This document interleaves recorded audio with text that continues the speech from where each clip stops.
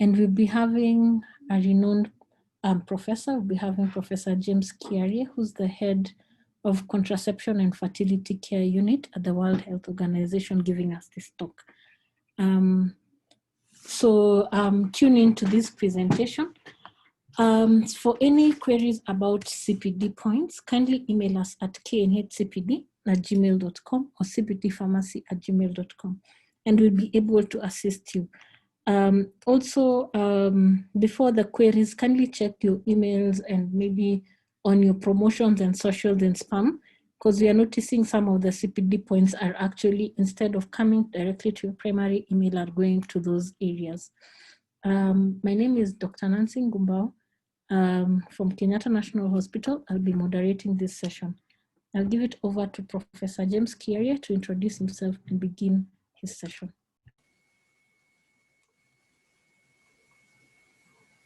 So thank you very much, Dr. Ngumbao, and thanks to Kenyatta National Hospital and the University of Nairobi for inviting me to make this presentation.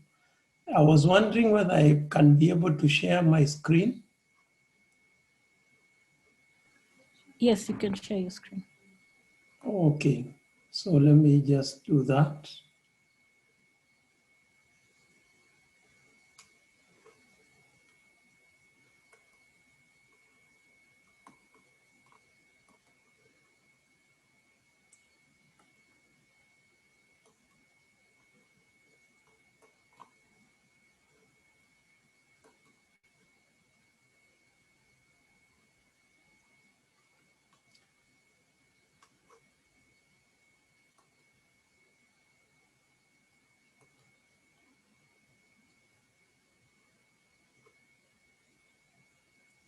Yeah, and I hope everyone now is seeing my screen. Yeah.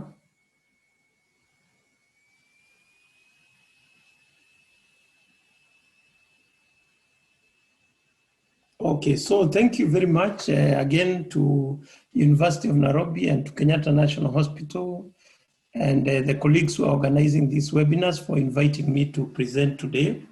I'm very happy to be with you again, and I have very fond memories of my time at University of Nairobi and at KNH, and I hope that we'll be able to share today some of the areas about sexual reproductive health and HIV prevention. And really just to also congratulate the team who are putting up this, because I've been following the webinars, and it's really good to be reaching out for people to share, particularly during these times when people cannot meet physically. So this is the outline of my presentation. I will be focusing first on giving an overview of sexual reproductive health and HIV prevention, then really bring this into context in terms of how they are operating globally and also nationally, look at some of the opportunities and challenges and some of the evidence gaps, and also finally I'll highlight some of our efforts within the World Health Organization to address these issues. Hopefully I'll be able to cover the material fairly fast so that we will have enough time for questions at the end.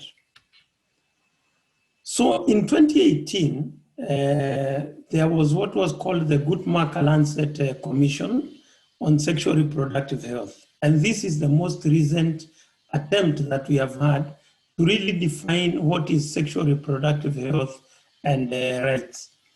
And this commission broke it to several areas. And one of the things I would like to highlight, I'll not try to go through each of the areas because you're able to read them on the slide.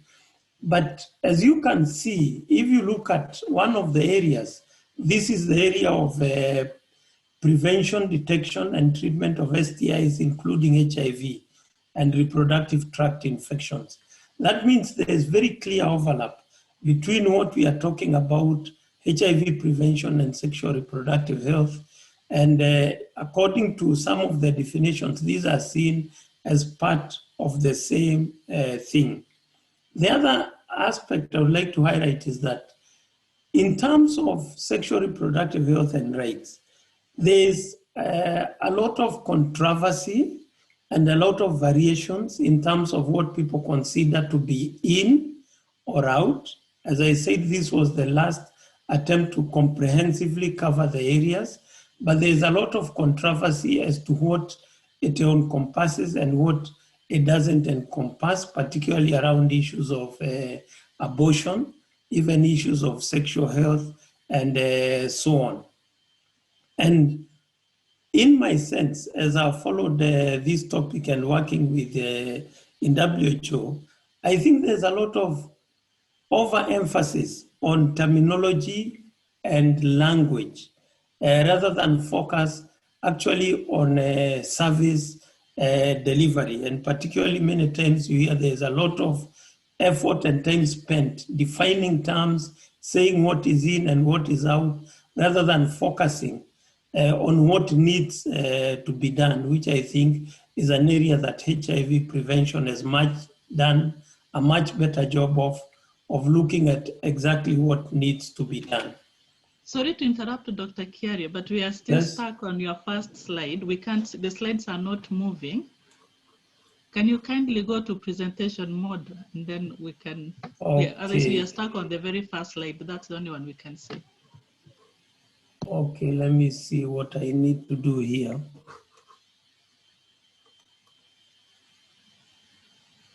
I need to end the show. Then your advice is that I should go on what mode? Presentation mode. Slide presentation mode.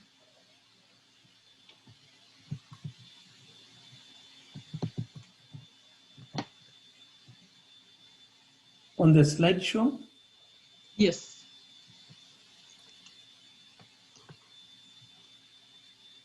Are you able now to see the slide 4 of 16? Yes, now we can see it. Okay. No, it's still in presentation mode, but I think you can continue. Okay. So looking at HIV prevention interventions, and maybe just let me step back a bit. Are you able to see the previous slide now? No. This is really interesting. The slides are not moving still? No, they are not.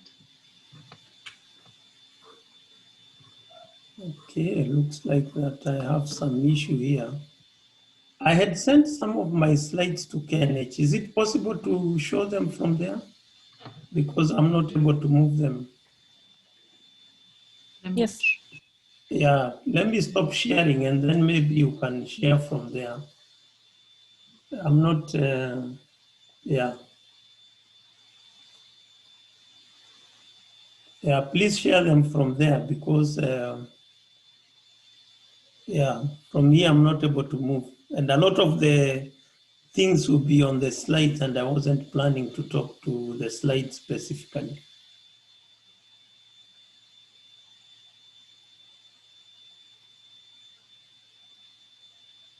So as I think the KNH shares the slides, I was presenting on the issue of looking at HIV prevention. And in 2019, last year, there was a document which was produced on an African Union policy brief on HIV prevention in Africa. This was a document that was produced by the African Union and was looking really at HIV prevention interventions. And they have outlined 5 interventions. So you can go to slide 5. Yeah, the previous slide. Yes, so in this document, they outlined these 5 HIV prevention interventions. Of course, there is some overlap between them, but I think for us it will be important for us to, when we think about HIV prevention, basically I'm thinking about these interventions, and in terms of sexual reproductive health, as I've said, I'm now thinking about the comprehensive definition that was given by the Guttmacher-Lancet Commission. So on the next slide, we look at how this has progressed. So what has been the progress in terms of HIV prevention? So if we can move to the next slide.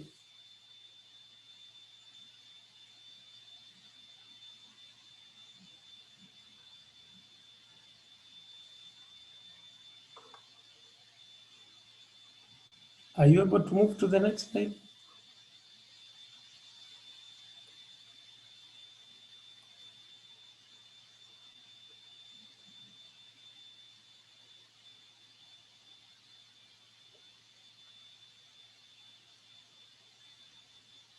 So looks like the problem is still there because I'm just seeing the previous slide.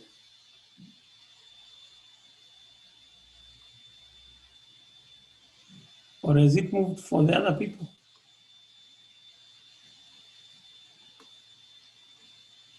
No, it hasn't. We are still on the same slide. Yeah. It looks like there's a Geneva ghost on it, eh?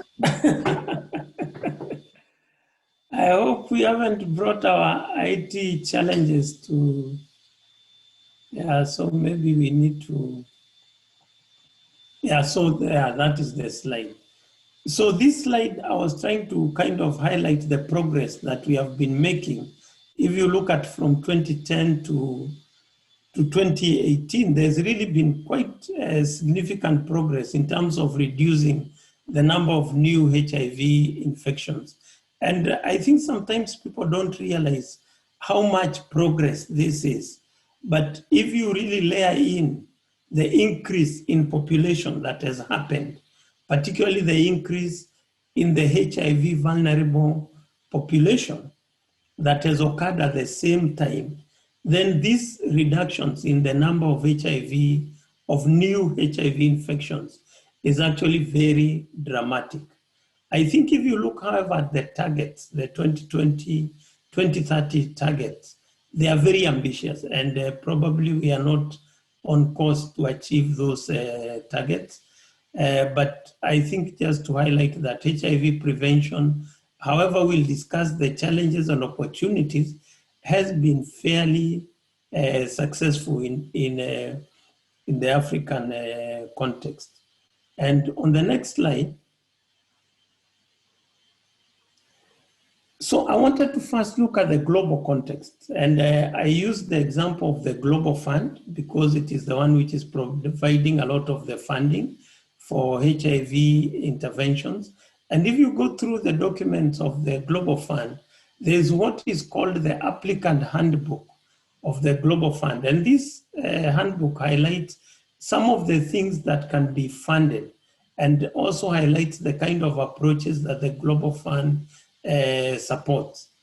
What is interesting is that there are quite a number of sexual reproductive health areas that are included in this. For example, family planning counseling and contraception prevention, and also the issues of behavior change, cervical cancer screening, treatment, and HPV vaccination, gender-based and intimate partner violence prevention. So in terms of the Global Fund and the documents, if you go through it, it has weaved in very well the issue of sexual reproductive health. And you can say probably at that level, there is some integration or some linkage that is happening. However, interestingly, is also what is excluded. So for example, management of unintended pregnancy is not included, and probably this is part of the discussions we had around abortion and so on. And contraceptive commodities are also not included. provision and counseling is included, but not the commodities. And the same way, STI testing and counseling is included, but STI treatment in terms of buying the drugs or treating is not included. So this is interesting in that there's some overlap, but there's not as much overlap as we would like to see. Then on the next slide, I look now at the national context. If you look at and I give the example of Kenya, because of course this is, we are all Kenyans discussing among ourselves, we know more best about the Kenyan program. And I just looked up in the Ministry of Health where HIV prevention is, mainly in the National AIDS and STI Control Program, as opposed to sexual reproductive health, which is mainly under family health. And they are both, I think there's some level of linkage in terms of where these link up to the Department of Preventive and Promotive Services. But there are quite a number of layers which separate the actual program. So if you look, for example, we have reproductive health and maternal health under family health. But if you look, then there's HIV and STI prevention under National AIDS and STI Control Program. This means that there is separate funding, the research agendas tend to be separate, advocacy is also separate. Some of the high-level coordination, you find that there's some attempts to coordinate some of these areas. For example, if you look at the National AIDS Control Council, it also coordinates the stakeholders, the multi-sectoral response for HIV/AIDS, but also the Beyond Zero campaign secretariat is housed there. So trying to bring some of these advocacy agendas together. But because of this need to separate programs, then there is also some areas that do not overlap. However, if you look at, particularly on the next slide, if you look on the HIV programs, there's been a lot of thinking about interventions, and a lot of the work is arranged around intervention. So there's prevention, there's treatment, and there's these other things. There's community empowerment, VMMC, PMTCT, and so on. While when you look at the sexual reproductive health departments, then you see that a lot of it is arranged around services. So reproductive health and maternal health, neonatal and child and adolescent health, and so on. And this is at times a challenge because interventions tend to be fairly vertical and they tend to have significant donor funding. While what I'm calling the platforms, these are the kind of service delivery areas, they tend to be service oriented, mostly with public, sometimes private or other domestic, and some donor funding, but not as much.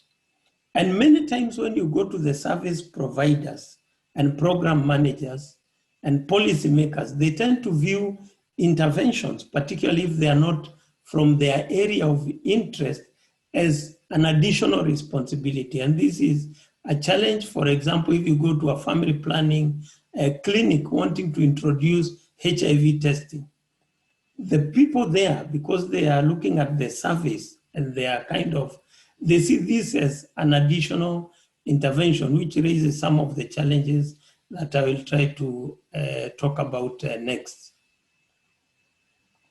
So on the next slide.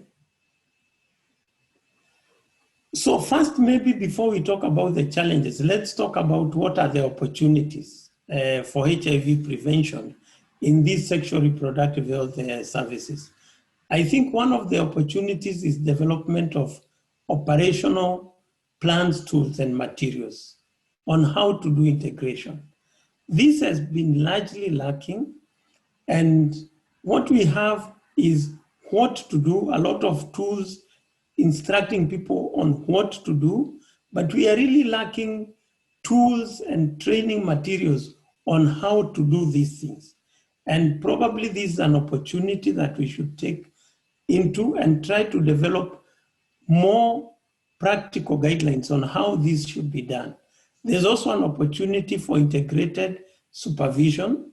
I think supervision still remains highly siloed between these two areas of work. If you want to do any change in terms of any service delivery, one of the ways is really to look at bright spots. Bright spots are areas where things worked. And I think prevention of mother-to-child transmission offers a very good successful example of where services eventually got integrated into MCH, into the maternity, and through the whole service cascade. And we need to understand what went into this and what kind of investments were done there so that it was successful. And when we are having challenges elsewhere. I think there have been a lot of pilot integration and youth-friendly sites in Kenya, which, though they have not been scaled up, I think they demonstrate that this is something that is feasible. And then, of course, the other opportunity still on the previous side is the political will.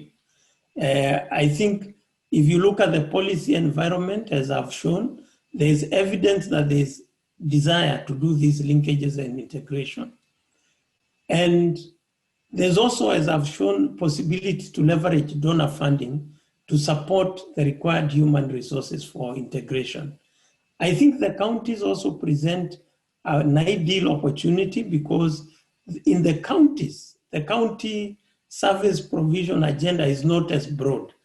And as they seek economies, I think there will be more opportunity for integration at that level than we have at the national level. And on the next slide, however, there are some challenges. I think we have all these opportunities, there are some challenges. I think vertical funding, particularly for HIV programs, remains a big challenge. This vertical funding requires spatial reporting, focuses on very specific outcomes and so on. And it is there particularly for HIV program, but also for some of the sexual reproductive health programs. I think the existing structures, we have to find ways to make them more agile so that we do not get tough wars. And there's also mechanisms which to report HIV prevention interventions in SRH services need to be strengthened.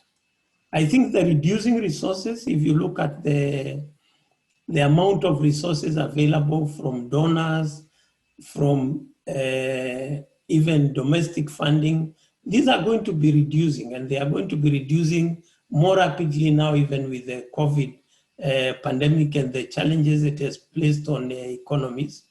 And this will be a challenge as we attempt to do this integration. I think the sources of funding are also changing. I think the most dramatic is the change from donor funding to domestic resources. And this we need to be able to address so that we don't move with the same silos to the domestic resources. I think the issue of inertia, people don't like change. When we are talking of a changed kind of service delivery, this will not just happen automatically unless we really work on it. And the next slide. So what are some of the pivot points, or where can we get some of these changes so that we can accelerate the policies? I think we saw in terms of policies, we had what we call the HIV SRH integration technical working groups. And this, we had some of them formed, including in Kenya, during the time when we had the ECHO trial that was going on. And there was a lot of concern about how family planning and HIV prevention would work, depending on the results of that trial. And I think our experience from those technical working groups that are multidisciplinary, drawn from both HIV prevention and from sexual reproductive health, is that they can really accelerate that process. Using the private sector and the NGO services, these are more agile and they probably will be more effective in getting the early change. We must invest really in the health system. I think for people to talk about integration without thinking about human resource and other investments that will be needed. And as I said, the prevention of mother-to-child transmission was a successful example of something that transitioned to be integrated, but it took a lot of time and it took a lot of resources over many years. And I think we need to be able to do the same for integrating HIV prevention in sexual reproductive health services. In terms of service delivery, I've already talked about tools on how to do. And the other issue is that we have like so many pilot programs. And I think we need to move from these pilot programs to more of a staggered implementation approach. Implementation that starts with a goal of being scaled up by the people who are implementing. So it is not implementation that is done by somebody else who wants to demonstrate to another person that this can work and the other person takes it up. But we need to have this approach of staggered implementation of integration because this has been shown to be what can be scaled up. We've talked about the investments and the need to invest in the community outreach. And also the other area I would like really to highlight is the engagement of influencers. There are very many people who are very influential, both in the HIV prevention world and the sexual reproductive health world. And we need to bring these people together. Particularly, HIV has very strong advocates. And we need to make them also advocates of sexual reproductive health. And next slide. So as I end, I would like to highlight what are some of the evidence gaps for HIV prevention in sexual reproductive health. I think we've had many years of trying to develop multipurpose technologies. These are technologies that can serve both as preventing HIV or STIs and be contraceptive at the same time. Once we have this, I think there will be a very big key in breaking down the silos. There's been some progress. Soon there will be marketing of a co-formulated or co-packaged pill that has a combined oral contraceptive with Truvada that somebody can take both as PrEP and as contraception. And these MPTs, I think, really provide a ray of hope for these integrated services. I think we need to get more evidence from horizontal scale-up, as what I was talking about, thinking instead of pilot programs, thinking of what we call transformation zones. So these are areas where you start implementing something, and this implementation is done by the groups that intend to scale up. And it is implemented in the way that it will be scaled up. And this is very important. We need to start getting evidence from some of these horizontal scale-up interventions.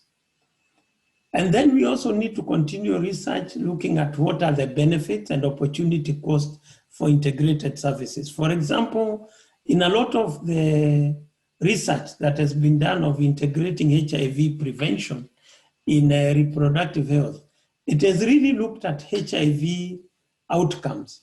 So for example, we look how many women accessed PrEP, what was the continuation of the PrEP, and so on. We have very minimal evidence on what was the impact on the reproductive health component of that.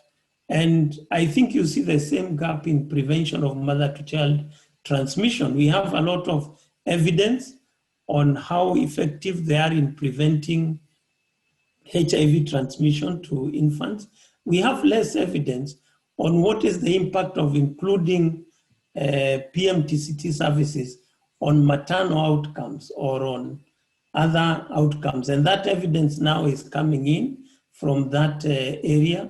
But I think there's an opportunity to start generating evidence from both perspectives early for sexual reproductive health. And then I think we need, as communities, to move towards a more focus on well-being, reduced morbidity, and mortality. I know many of the advocacy efforts for all of us, we say one maternal death is one death too many. One infant infected with HIV is one too many, one new HIV infection.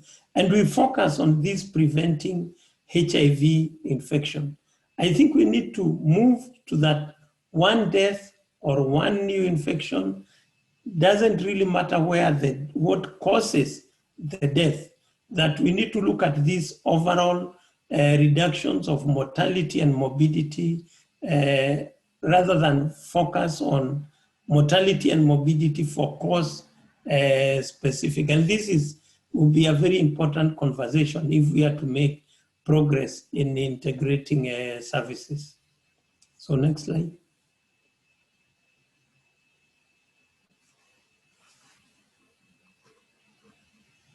Next slide.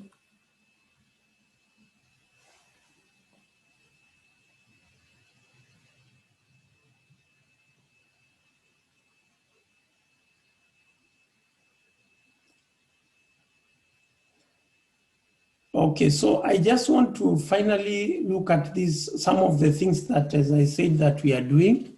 One of the things we are doing is updating this handbook. This is the family planning handbook for providers.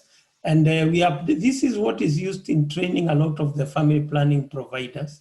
And we are updating it by adding a chapter on family planning for women at high risk of HIV infection, that we really focus on how family planning providers can provide HIV prevention services. And this will address one of the biggest challenges, is that the sourcing of information tends to be siloed. And the people who are working in reproductive health, when they look at the reproductive health documents, many times do not find information there for HIV prevention. And similarly, for people working on HIV prevention, they need to find sexual reproductive health information in the documents that they use. And the next slide. Then we are also working on advocacy. As I said, advocacy is very critical. And recently, in partnership with UNAIDS, we published this policy brief on preventing HIV and other STIs among women and girls using contraceptive services. And as you can see there in the map, this was an analysis done on HIV policies and looking at how well they include sexual reproductive health, and the other map looking at sexual reproductive health and how well they include HIV prevention. As you can see, the HIV policies on paper do a much better job of including sexual reproductive health than vice versa. And I think this is something that we will need to address moving forward. And on the next slide. So to conclude, I think this, although this is something that has gained more impetus, as I've said, because of various opportunities, changes that are happening, the realization that the women who are using reproductive health services continue to be at very high risk for HIV infection. This has been work that has been going on for more than 15 years. And on that link, you can be able to find a lot of the things that have happened from way back in 2004, a lot of documents that have been produced. I think we are now at a place where we can really make a difference. where we can accelerate this process because of various things that have aligned for us now. And I really look forward to hearing maybe from colleagues and also to hearing some questions from you and discussing some of the opportunities that we have for linking HIV prevention with sexual reproductive health. So I'll end there. On the last slide is just showing the link to our department, which is now the department, it's been named the Department of Sexual Reproductive Health and Research. We are based in Geneva, and please do visit our website. There's a lot of resources, and also you'll find some of the work that we are doing that have been referencing in the presentation. So thank you very much, and back to the moderators for any questions or discussions.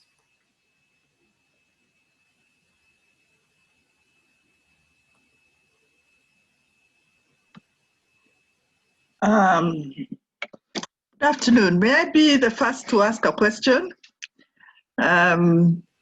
Yeah, definitely, Ruth. Yes, this is Professor Ndwati. Thank you very much, Dr. Carrier, Prof. Carrier. We really appreciate your being available to make this presentation on this platform, and completely appreciate this challenge of integrating HIV prevention and sexual and reproductive health.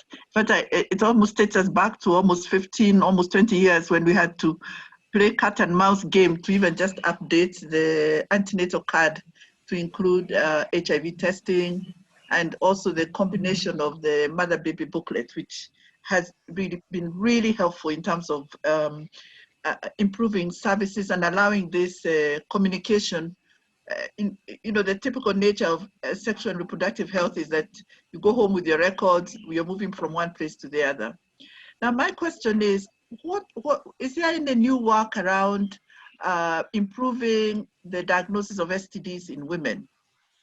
We continue with that old story of a syndromic approach, which, as you know, I always used to joke, but very, very rightfully so, that it was a very male-oriented way of preventing STDs. Is there any work around improving the diagnosis, since that is, again, one of the significant risk factors of new HIV infection, is also a factor towards low preterm deliveries and low birth weight infants, and even some of the other complications that women may have around the time of delivery. Are there any new tools in that area? Thanks. Yeah, thank you very much, Professor Ndwati, for that question. The STIs, there's been recent work that has been done. I think the most recent new developments that have happened have been around syphilis. So recently there was launched the dual HIV syphilis test, and this has really improved the coverage of syphilis testing, particularly in the antenatal care clinics. And this is our department participated in some of the validation studies on this test. And as you know, syphilis treatment is actually one of the very few interventions that have been shown to reduce stillbirths and reduce neonatal mortality that one can intervene. In terms of the other STIs, and here we are thinking mostly of gonorrhea and chlamydia.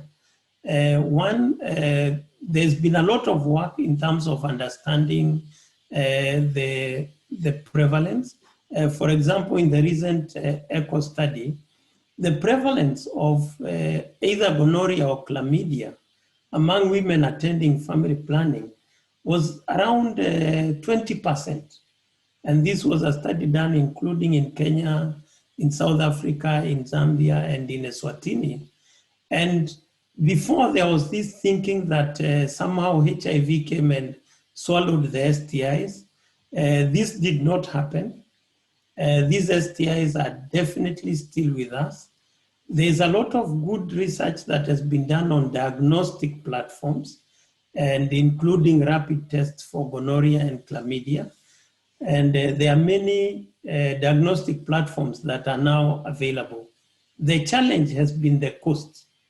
So cost has really remained a challenge that even when these diagnostic platforms become available, cost is still very much a challenge. And now the thinking is that we must move away from the syndromic approach to more of a diagnostic-based approach. However, the challenge remains cost, but also testing and treating STIs, particularly in non-key populations, is a very challenging intervention in terms of, for example, in some of the studies where we screen and test and treat, when we follow up, we find that the prevalence remains the same. So there's still need for more work to define how the interventions can be strengthened. I think maybe recalling the initial counseling and testing interventions where it was shown you cancel tests for HIV, you don't really reduce risk, but that's maybe some of the recent progress. Thanks. Thank you, Dr. Kerry, and thank you for that very good presentation. I just want to give Dr. Wangui Muthigani from the ministry an opportunity to make a few comments. Then we'll go to the rest of the questions. Good afternoon, everyone, and thank you so much, Prof. Kiarie, for the presentation that you've given. Very insightful, and you've really reinforced a lot of the policy principles that we espouse in the ministry around integration. One of the biggest aspects I want to appreciate is the view of the client as a whole person, as opposed to the disease or the intervention with which we are going to give service to. I want to really touch on adolescent health. And in this case, we are looking at adolescent sexual and reproductive health, where we see the incidence of HIV in adolescents in Kenya at quite high compared to the other age groups, and also coupled with adolescent pregnancy as well. I would love to hear your insights in terms of how to integrate all this with the education sector, knowing that we have quite a lot of misunderstanding around sexual education and comprehensive sexual education versus life skills training, and how to use a respectful, dignified health approach to really reach adolescents. That's one. I'll come back to you with another. Thank you. Okay, thank you so much, Dr. for that question. And also, I think looking at the Ministry of Health in Kenya, and also for somebody who has worked with many ministries of health, I must commend both NASCOP and the Division of Family Health, that and even the National AIDS Control Council for really these attempts to integrate. And I think that effort has borne fruit to some extent. The issue of adolescent HIV infection and adolescent pregnancy is really something that places us as a big challenge. And it is something for which we know the interventions. And I think at some level we know what needs to be done. There is an article, and I can share with others, like for example, for adolescent reproductive health, what interventions have been shown to work. And this is a paper that was published by my colleague Chandra Muli, where he lists some of the interventions that have been shown to work, and also some of the interventions that have been shown not to work.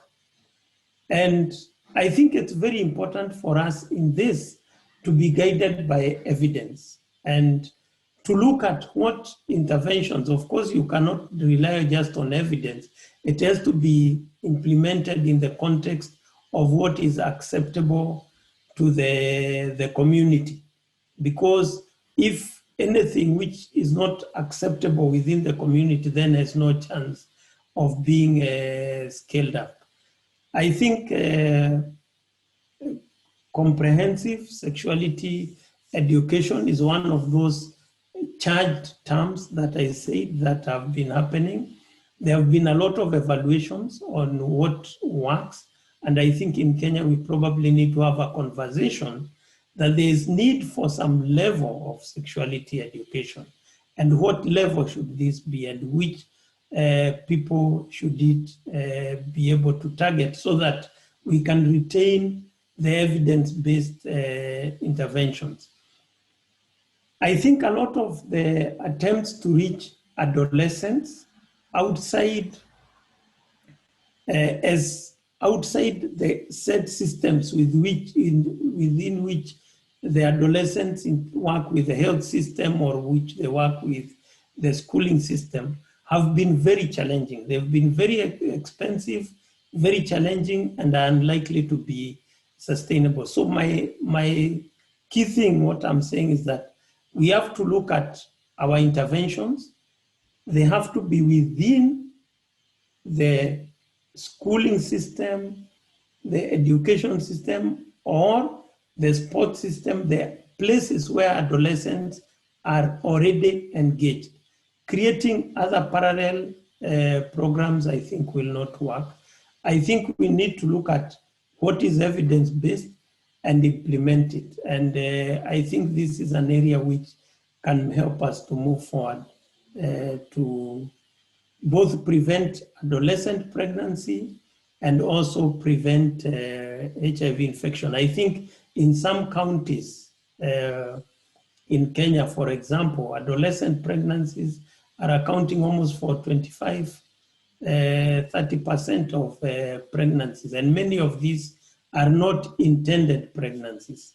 So it is a real challenge, some of which are associated with very high mortality.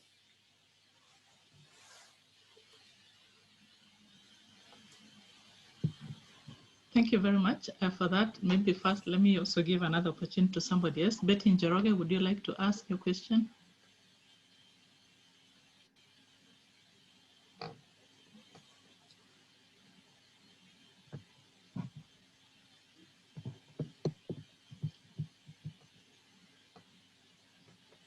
Betty Njoroge?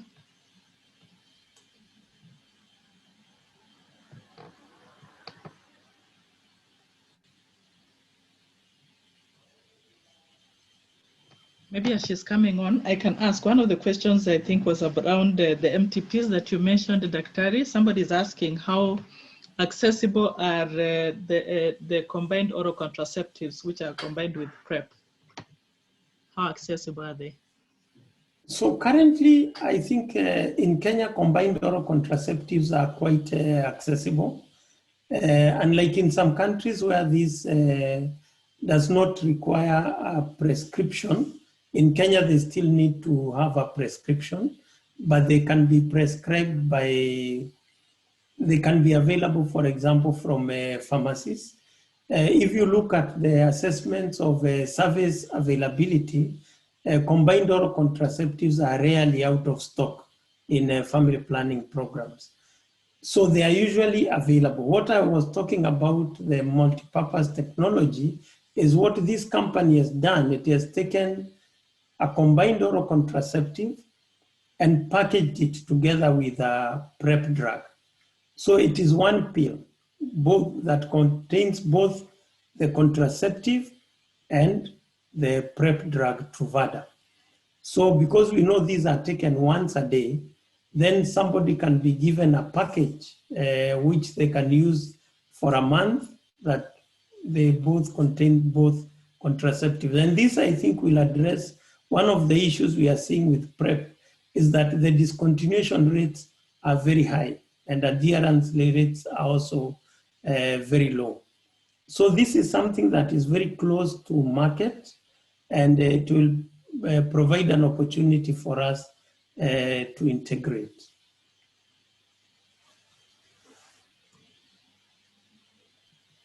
Thank you for that. Betty, can you now ask your question?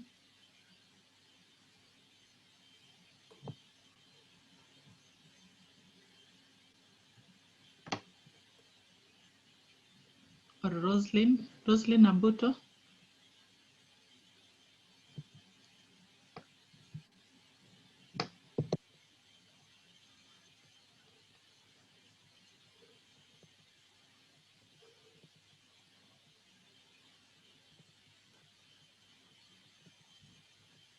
Not sure if they're there or can hear us. Maybe Dr. you can be commenting. I know you talked about STI treatment not being included, and I'm told like some STI prevalence is quite high. Somebody was telling me the other day that they are getting, for example, prevalence of, the prevalence of chlamydia being as high as 30% in their population of adolescents. And so the question is that probably is going to, of course, translate to fertility problems later. What would be your comment about that, and where do you think that diagnosis is covered but not treatment? Yeah, no, that's, I think maybe not, I wouldn't like to appear to be talking for the Global Fund, but I think one of the things which always happens with these global programs, particularly funding programs, is that they have to kind of remain true to the reason they were funded in the first place. So if, for example, the Global Fund was started for purposes of HIV, TB, and malaria, but the realization is that you cannot be completely vertical on those three diseases because they are operating in a certain environment where there is very high STIs, high rates of unintended pregnancy, maternal mortality is happening, poverty, and all these other things that come across. So I think a decision has to be made. What do you fund to ensure that there is adequate coverage of these other issues while still maximizing your core mandate, which has to do with HIV, TB, and malaria. So I think in those balancing acts, there's a decision that probably purchasing drugs for STI would not quite align, and maybe there's a cost calculation that has been done. But I just give that example to highlight that there are attempts at alignment, but there are still areas that there's no alignment. I think for me, the solution eventually would be how much can we be able to support from local resources? Because when we have local resources, either because people are paying for the services, either because it is insurance that is providing, either because it's a community-based initiative or a government-provided service, then you can be able to provide completely horizontal service. I think it would be unreasonable to expect any donor will provide funding and say this can be used to provide healthcare in any problem, as we say, from a patient perspective, what the patient needs, because the donors, of course, are also answerable to others who have provided the money, and those people are interested in addressing very specific conditions.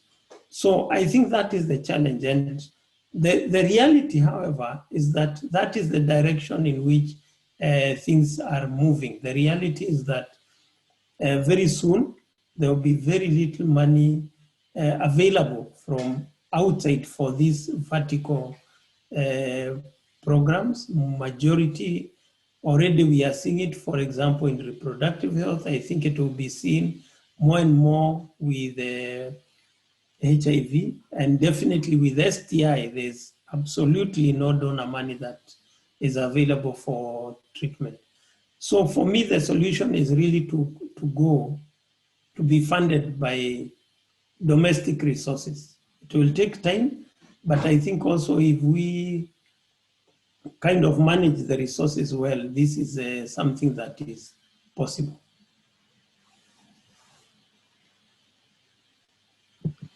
Thank you for that.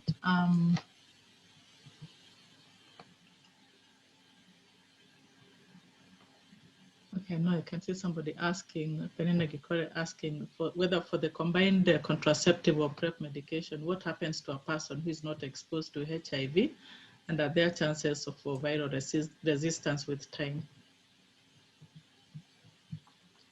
So the multipurpose technology, which will provide both a combined oral contraceptive and an antiretroviral for PrEP, will be used by people who are at high risk for HIV.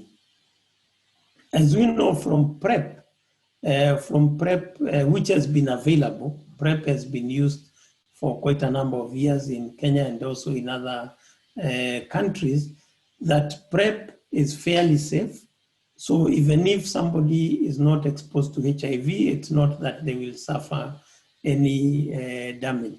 If somebody knows that they are not at risk of HIV, then they should use the combined oral contraceptive without the combining it with PrEP. But for somebody who knows they are at high risk, then they should combine both. The risk of resistance from the studies that we have done on PrEP is low.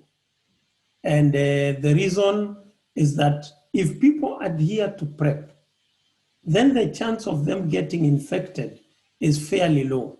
So you reduce the total number of infections. And therefore, as you reduce the number of infections, you also reduce the number of infections with resistant virus. Of course, if somebody gets infected despite using PrEP, there's a possibility that they may develop resistance. But if they are adherent to PrEP, then the risks of them getting infected is very low. And I think modeling studies have been shown that resistance is much higher when PrEP is not used than when PrEP is used. So there's no evidence that PrEP will increase resistance. And as I said, for people who are not at risk, then they should not use the combined oral contraceptive, not the combined, they should not use the formulation that combines the contraception with PrEP. This new formulation that I said will probably be coming to the market soon. They should use the contraceptive only. And the people who do not want to prevent pregnancy, but they want PrEP, they should use PrEP alone. But this new product is looking at people who want both. They want to prevent pregnancy and they also want to prevent HIV. Then this will be an ideal product for those people. Okay, over back to you, Dr. Hussein. Yes, thanks a lot for that. And it looks, I was going to ask Dr. Muthigan if she can just comment briefly whether the government, I mean, even in recognition of the changes in funding, because I think a lot of the reasons why this is not, as the integration hasn't happened as well, is because of the vertical flow of funding to programs. And I think you rightly showed that HIV has done a better job in integrating sexual and reproductive health services than the other way around, which makes sense. And some of that maybe was motivated by a smoother way to manage the patients, or it was easier to manage the patients that way. I don't know if Dr. Muthigani wants to comment anything about that. If she's still here. Yes, hi. Thank you, Rose, for this opportunity. The government is moving towards ensuring that all Kenyans have the highest quality of healthcare, and this is the vision is to view each Kenyan as a whole, as opposed to our traditional look at the vertical programs and the disease focus in our programming. So as we speak, as we discuss with our funders, as we are looking at programs that are geared towards improving the quality of healthcare for Kenyans, we are now talking of an integrated look at the whole person. So this is coming from the community level all the way to our referral facilities level 6. So when we discuss with the Treasury, as we discuss with donor partners, what we are talking about is, can we have an all-inclusive look at the mwananchi? Can we focus a lot on prevention? Can we focus on an integrated approach to management of our healthcare?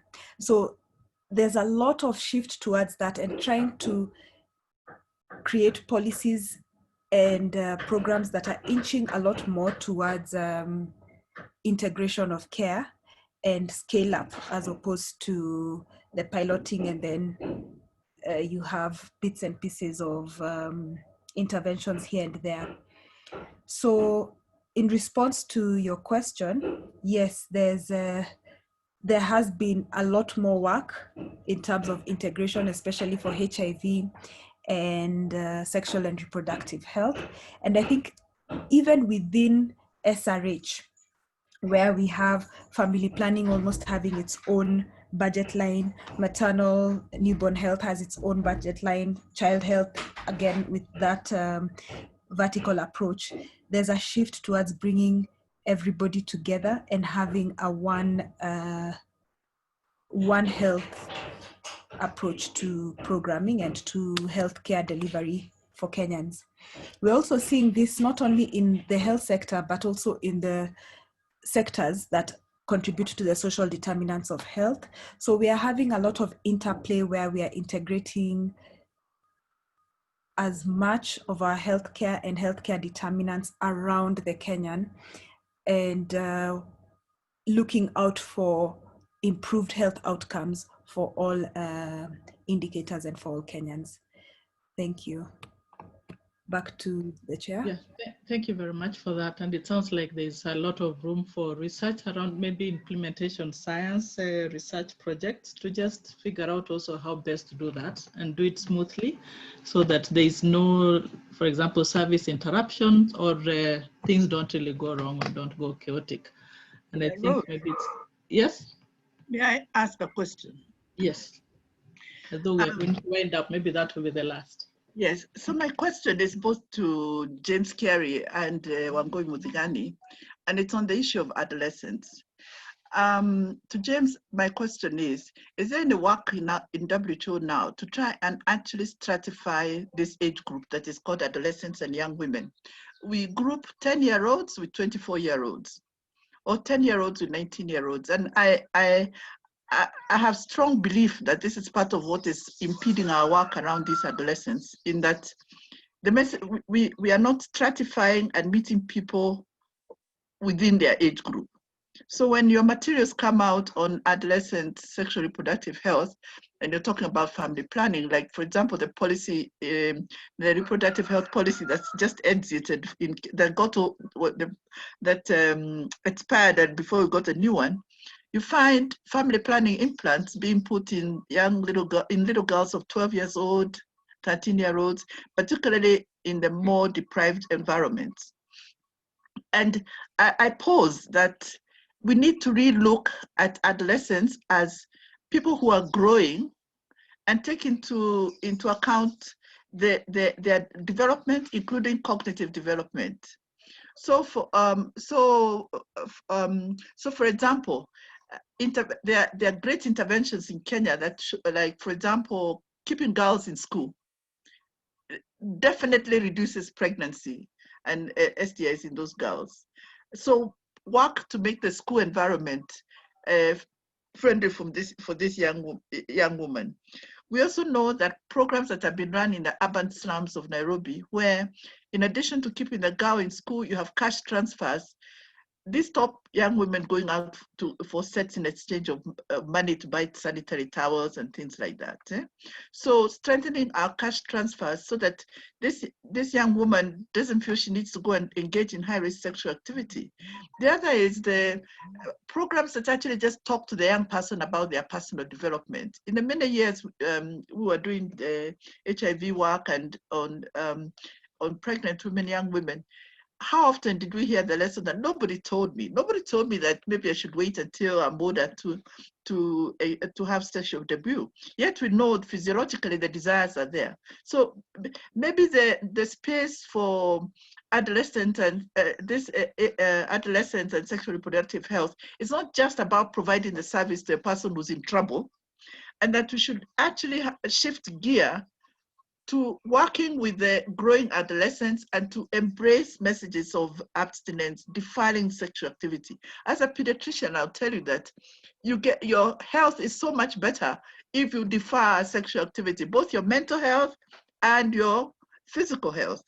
The babies of teen moms are high-risk infants. So by deferring this, then we'll be having a much healthier baby getting to the table. But so maybe it's great we're talking about integration, but we must think now, how are we integrating and what are we taking there? What are we going to do? But as long as we group 10-year-olds together with 19-year-olds and 24-year-olds and not be cognizant of who do we consider to be an adult, old enough to vote, old enough to drive a car and get a driving license, we will not move forward on this issue of adolescence. That is my observation. And Dr. Muthigani, maybe you want to comment on this.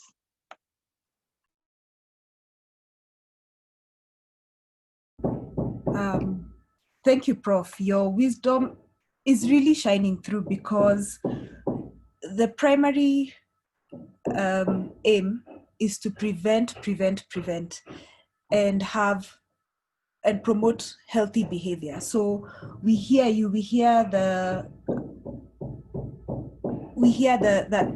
interventions that need to keep girls and young men from early sexual debut and from experiencing pregnancy in their adolescence. And also because this is a risk for STIs and HIV. I had mentioned earlier that we are looking to work and integrate not only within the health sector, but also with the the sectors that impact your social determinants of health. One of the greatest partners we have in this is the Ministry of Education, because keeping girls in school, having our young ones educated, empowering them with health messages, with education, has really been shown to improve health outcomes in the long run, including prevention of HIV and AIDS in the young, and STIs, and also good maternal health outcomes, not only even in adolescents, because we are trying to prevent that, but also as they're adults. So these are definitely areas in which we're trying to strengthen our partnerships with other sectors, other social sectors, to strengthen our outlook in health outcomes in general, and also to keep our adolescents healthy and productive for themselves, for their families, and also for the economy of the country. So we do recognize that there is a situation that we have on the ground around prevention. And I think now the area that you're really bringing out is, how do we stratify who the adolescent and youth are in terms of their age groups and the interventions that are ascribed to them. And this is why earlier I was asking about the life skills, that teaching of life skills, sexual education, how to empower you to make decisions that are beneficial to your life and that are informed by around you. I think I'll stop there and hand over back to Rose. Thank you very much for this opportunity. Thank you for that, Dr. And maybe I know because we are running way 10 minutes after the time, maybe Dr. Kerry, do you have any closing remark?